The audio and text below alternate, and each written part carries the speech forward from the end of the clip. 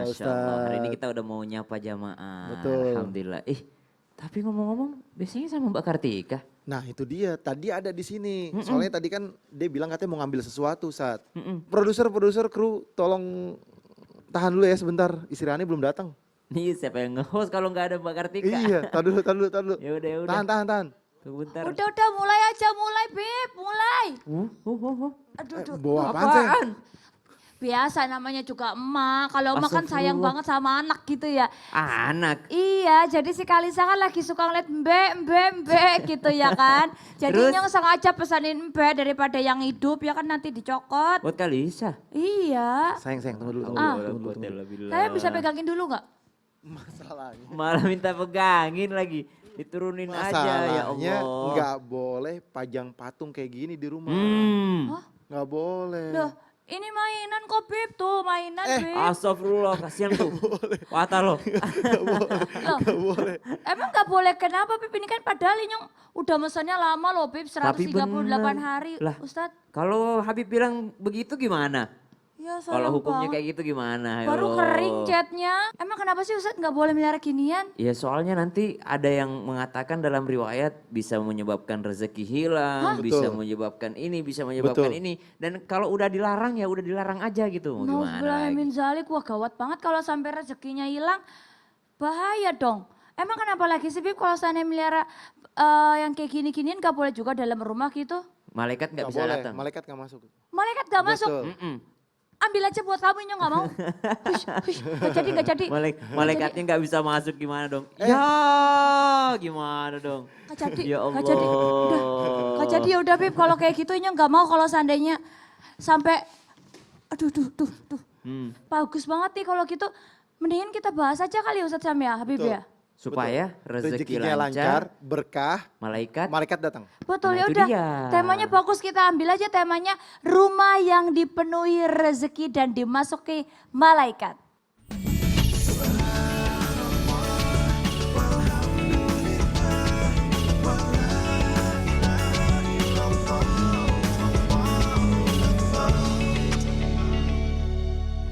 Jamaah, Yeah. oh jamaah. Yeah. Alhamdulillah. Allahumma sholli ala Sayyidina Muhammad wa ala ali Sayyidina Muhammad. Nah jamaah, siapa nih yang di rumahnya maunya itu dipenuhi rezeki yang berlimpah, dimasuki para malaikat.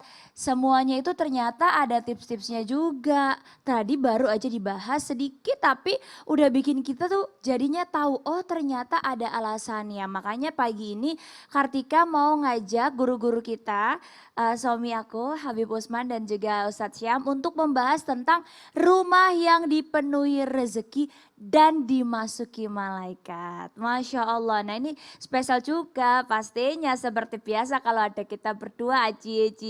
Mesti ada segmen tanya dong sayang. Gampang banget caranya, tinggal aja komen di sosial media kita yang ada di bawah ini. Boleh bertanyaan apa aja untuk semua jamaah Islam itu indah. Insya Allah Inyong yang bacain pertanyaannya dijawab sama lakinya Inyong paling cakep dewek. Nah sebelumnya nih, untungnya Inyong juga punya tayangan yang bagus banget tentang rumah Nabi Muhammad. Tadi kan Allahumma sholli wa sallim rumahnya barik kita alaihi. begitu, mendingan kita lihat dulu aja yuk Bib, videonya tayangannya mumpung masih ada nih Inyong kasih. Rumah Nabi Muhammad Shallallahu Alaihi Wasallam di Madinah terletak di pojokan Masjid Nabawi. Tepatnya di tempat yang sekarang dijadikan makam Nabi Shallallahu Alaihi Wasallam, Nabi yang agung itu, yang mana Allah Subhanahu Wa Taala dan para malaikatnya juga memujinya. Ternyata hidup dalam kesederhanaan. Rumah beliau beralaskan tanah, dindingnya terbuat dari tanah liat, atapnya dari pelepah kurma, dan di dalamnya hanya ada sedikit perabotan. Tidak ada kasur dan bantal yang empuk, tidak ada AC di musim panas, maupun penghangat badan di kala musim dingin. Tidak ada sofa, apalagi spring bed. Masya Allah, ya juga ya. Tadi kita lihat di tayangannya di rumahnya Rasulullah aja nggak ada patung ya Beb ya. Betul. Nggak ada yang kayak gitu-gituan. Nah Beb, tapi ngomong-ngomong Beb, emangnya boleh nggak sih kita tuh memajang patung di rumah kita? Apalagi kan kita banyak anak-anak gitu ya. Kayak si Kalisa kan masih kecil. Inyong tuh rencananya memang mau beliin boneka gitu sama mainan Pip buat Kalisa. Nah itu jadinya boleh nggak tuh sayang tuh? Bismillahirrahmanirrahim. Assalamualaikum warahmatullahi wabarakatuh. Alhamdulillah. Alhamdulillahil wahidil ahad. Alladzi lam yalid wa lam yulad wa lam yakul lahu kufuwan ahad. Laisa kamitsli syai'un wa huwas samiul basir. Summa wa salli wa sallim wa barik ala sayidina wa nabiyina wa maulana Muhammadin sallallahu alaihi wasallam wa sahbihi wa azwajihi wa dzurriyyatihi wal baiti wan ansari wa sallam ba'du. Segala puji bagi Allah Subhanahu wa taala yang telah memberikan kita nikmat iman, nikmat sehat walafiat sehingga kita bisa menyaksikan Islam itu indah. Semoga penonton di rumah mendapatkan keberkahan dan keridhaan Allah Subhanahu wa taala sehingga mendapatkan ilmu yang bermanfaat. Amin. Amin ya rabbal alamin. Bismillahirrahmanirrahim. Dengan menyebut nama Allah Subhanahu wa taala yang Maha Pengasih lagi Maha Penyayang. Islam melarang memajang patung di rumah karena malaikat rahmat tidak akan masuk ke rumah tersebut. Bagaimana akan datangnya sebuah keberkahan di dalam rumah tersebut apabila malaikat tidak masuk ke dalamnya? Malaikat rahmat gak masuk sehingga tidak akan ada keberkahan di dalamnya. Kita selalu berharap pengen dapat keberkahan, pengen dapat ridhonya Allah, pengen dapat di rumahnya sakinah mawaddah warahmah, tapi masih naruh patung. La tadkhulul malaikah baitan fihi kalbun wala surah. Tidak akan masuk malaikat tersebut ke dalam rumah yang di dalamnya ada anjing dan ada patung.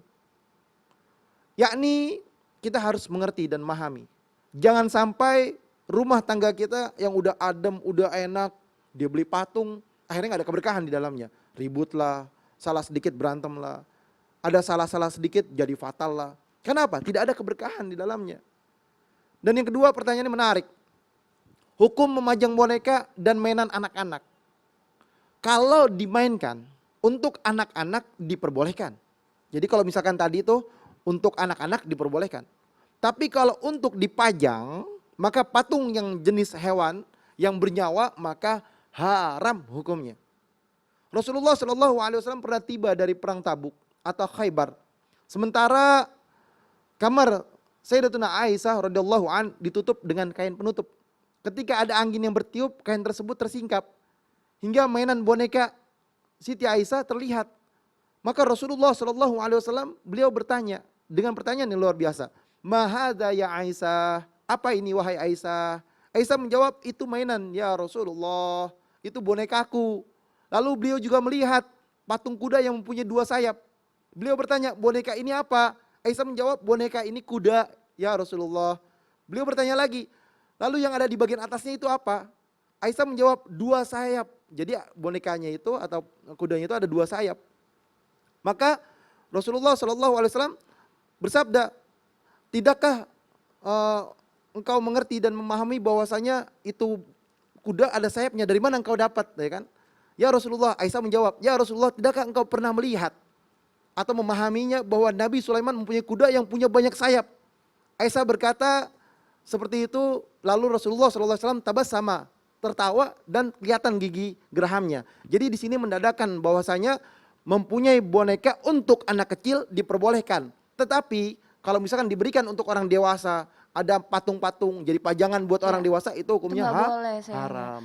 Oh berarti kayak yang tadi aku bawa tuh nggak boleh karena memang cuma dipajang. Terus juga kalau seandainya banyak patung-patung yang biasanya di setiap rumah itu juga berarti nggak boleh ya Bib ya. Malaikat bisa nggak masuk. Waduh. Ustadz Syam. Apaan? Diem aja padahal tadi Aku tuh kita mikirin tahu Mbak dari Kartika dari rumah, apa Ya. dari mana gitu bawa kambing kayak gitu. Aku jadi kasihan, aku ambil minum aja lah. Masya Ya, Allah, baik aku ambil banget. minum deh. Pengertian Mana banget minumnya? ya Bib ya. Kasihan banget dari tadi. Aduh ini Bawa-bawa kambing segala.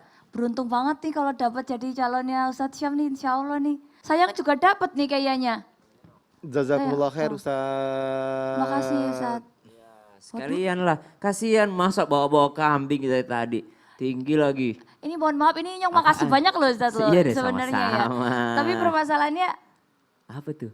ini lembek banget gelasnya gitu.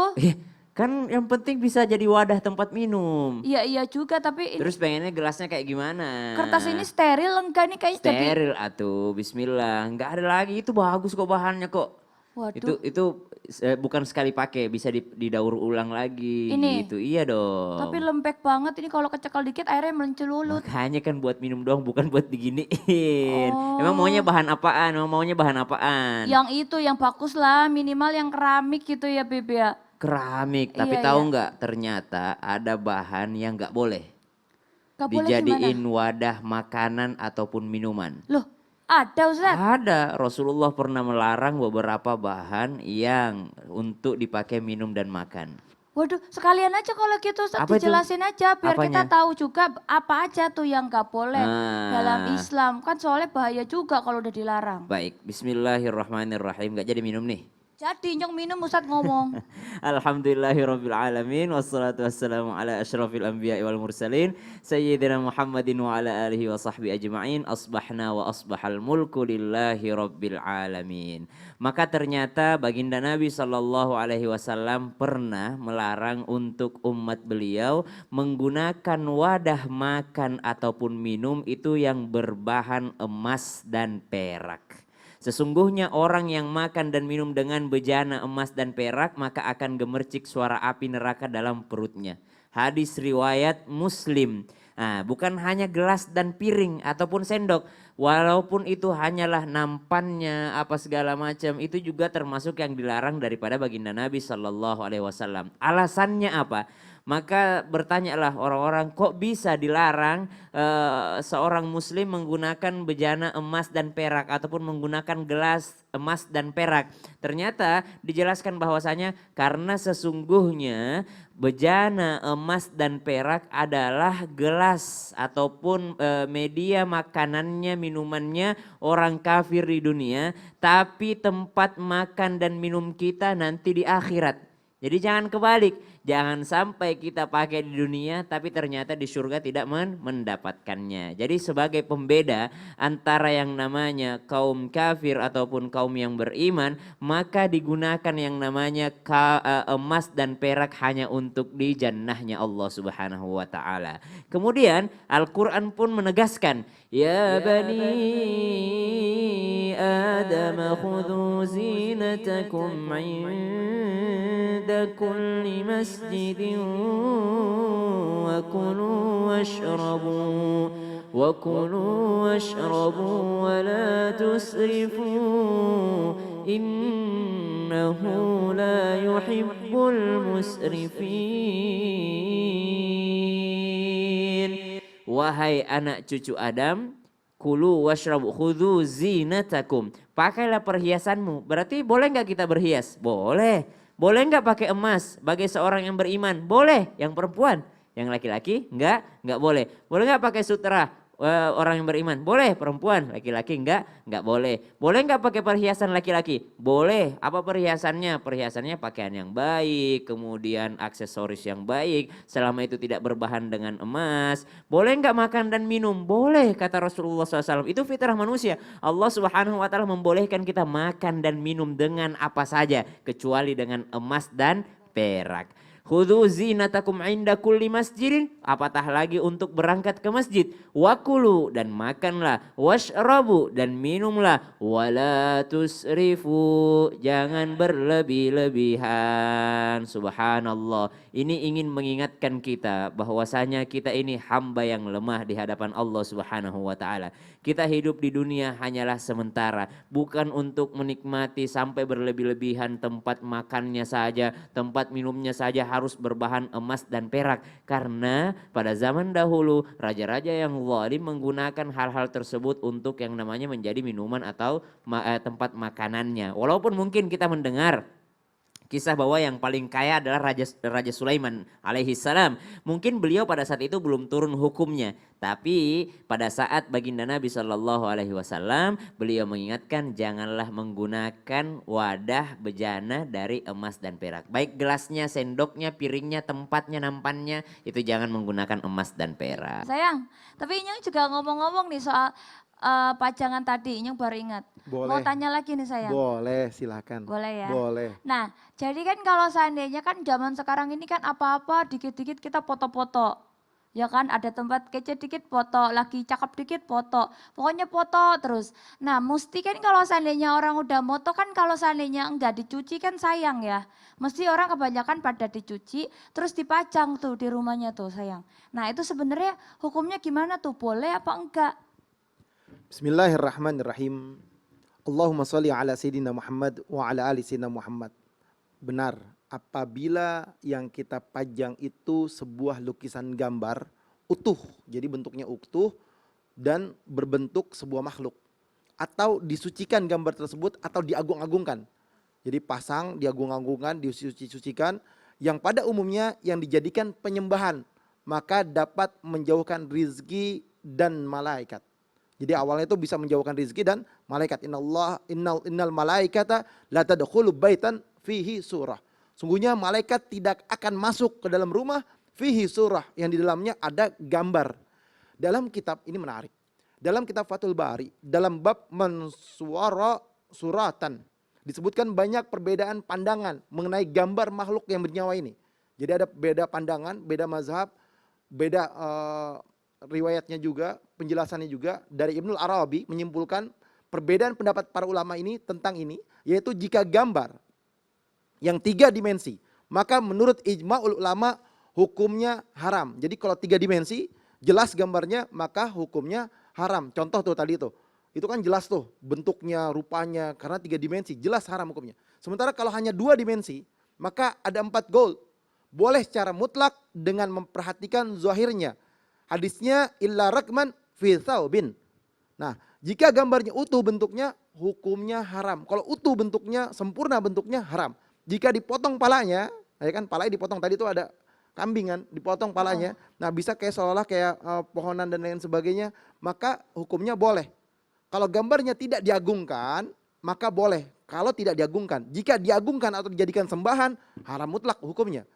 Sekarang bagaimana dengan gambar-gambar yang dihasilkan kamera atau video recorder? Hukumnya tidak sama dengan hukum gambar lukisan yang tadi tuh, yang lukisan tangan tuh. Jadi kalau lukisan tangan jelas mutlak hukumnya haram. Sebab gambar yang dihasilkan dari foto tersebut maksudnya lukisan yang bernyawa. Burung lah, manusia, hewan, dan lain sebagainya. Nah, tapi kalau misalkan dia cuman sebuah foto, yang jelas fotonya tidak ada unsur penciptaan dan menggambarkan makhluk yang bernyawa di dalamnya, jadi ditangkap dengan kamera tadi itu, bayangan suatu benda dan lain sebagainya, maka diperbolehkan. Sebagaimana gambar ada seorang yang ngaca nih di cermin, dia tidak akan mengetahui, mengerti dan memahami bahwasanya gambar tersebut adalah bayangan daripada dirinya, itu tidak haram. Sebab tidak ada unsur penciptaan. Ada orang ngaca, oh kacanya haram nih, enggak. Karena dia sedang lagi ngaca. Bagaimana jika foto-foto itu digantung di dinding? Haramkah? Nah, sebagaimana telah dijelaskan tadi itu, bahwa foto berbeda hukumnya dengan lukisan. Kalau lukisan jelas, kalau misalkan seandainya berbentuk makhluk, burung, hewan, dan lain sebagainya, karena bernyawa. Tapi kalau foto diperbolehkan. Tapi ada ulama juga yang tidak membolehkan hatta foto, walaupun foto. Ada yang tidak membolehkan, yang syadid, yang keras itu tidak membolehkan. Tetap hukumnya dijatuhkan surah. Surah itu gambar, haram. Jadi boleh silakan jamaah di rumah, boleh mengikuti daripada yang membolehkan dan boleh mengikuti daripada yang tidak membolehkan. Tafadhol. Asal jangan menjadikan satu permasalahan karena ini khilaf ya. Intinya kalau seandainya emang udah yang dilarang ya nggak boleh ya Pipi ya. Kayak tadi yang Inyong punya ya udah mendingan langsung dihancurin aja. Daripada dibawa pulang juga nggak ada keberkahan. Betul, ya Pip. kalau patung itu tidak ada khilaf. Iya. Kalau patung jelas hukumnya haram. Mutlak ya. Mutlak. Udah nggak ada toleransi lagi. Betul. Makanya Inyong langsung Inyong patah-patahin tuh tadi Pip. Betul. Ya kan. Nah ini sekarang juga Inyong mau tanya juga sama Ustadz Syam nih. Apa tuh? Jadi kan zaman sekarang kan banyak banget nih orang yang memelihara hewan buas gitu ya. Harimau, ada beruang, ada macan tutul. Hewan-hewan buas segala macam emang lagi viral banget tuh. Beda banget kan ya kalau zaman. Tanaman ya yang lagi viral ya? Janda bolong, bisa aja. Daun-daunan itu kan? Iya, tapi sama viralnya nih hewan-hewan buas ini yang Tapi janda dipelihara bolong di masih rumah. kalah viralnya. janda muda. Oh salah. Wih subhanallah, memang saya suka yang episode ini tuh sering ada kayak gitu-gituannya. Ini Jadi gimana tadi yang janda muda janda bolong itu gimana? Tanaman itu. Waduh, Ustadz Sam boleh kalau Ustadz Sam. Kalau Habib? Aduh, Ini Bib. nggak ikut-ikutan. Oke, ikut-ikutan ya. Siap. Acak kayak iya lah nyong Jadi hewan buas keringetan. gimana hewan buasnya? Banyak yang viral kan melihara hewan-hewan buas dalam rumahnya. Sedangkan zamannya Rasulullah dulu kan meliharanya kucing gitu ya, yang enak dielus, yang baik. Nah itu sebenarnya gimana kalau seandainya memelihara hewan buas itu ganggu nggak rezeki kita masuk gitu, atau kayak nanti malaikat juga nggak mau masuk? Bukan hanya malaikat nggak mau masuk, tapi ternyata mengurangi pahala bagi si tuan rumah. Sebesar 1 qirat setiap harinya. Jadi setiap hari terkuras pahalanya gitu. Dan banyak sekali perhitungan-perhitungan yang didapatkan ketika yang namanya memelihara hewan buas. Di antaranya adalah setelah yang satu ini. Waduh ini mantep banget, ini beneran kaget loh, terkejut-kejut. Oke lah kalau gitu ya mendingan jangan kemana-mana, yang penasaran juga sebenarnya kenapa bisa ngurangin pahala kita setiap harinya melihara hewan buas ya. Yaudah kalau gitu kasih tahu juga teman-teman yang mungkin melihara hewan buas lainnya juga, biar pada nonton, biar bisa berbagi pahala ya kan. Jangan kemana-mana, kita bakal balik lagi. Ini pembahasannya bagus banget. Tetap di Islam itu indah, jamaah. Yeah. Oh jamaah. Yeah. Alhamdulillah. Nah, jamaah, penting dan menarik banget kan pembahasan kita pagi ini. Nanti kita akan lanjutkan lagi pembahasannya, tapi sekarang kita saksikan dulu yuk tayangan menarik yang satu ini. Assalamualaikum warahmatullahi wabarakatuh. Jamaah, alhamdulillah. Ketemu lagi di Islam itu Indah. Ini sekarang saya lagi mau nyari alamat sahabat saya. Dia tinggal di daerah sini, cuma dari tadi nyari nggak ketemu-ketemu. Sampai lapar saya jalan kaki. Aduh, cari kemana lagi ya? Jamaah, ikutin saya terus ya. Lapar, Makan bubur dulu aja kali ya. Susah banget cari alamat di sini, telepon nggak diangkat lagi orangnya. Bubur dong, Pak. Ya, bungkus apa makan di sini? Makan di sini. Lengkap ya? Jangan pakai sambal ya. Ada sambal. Iya, Mas. Ini pakai sate? Enggak. Berapa Pak? Saya mau bayar nih Pak. Maaf, iya sudah ada. Maaf orang mana? Ini saya. Iya, maaf. Kasih Uangnya berapa? 50. Maaf.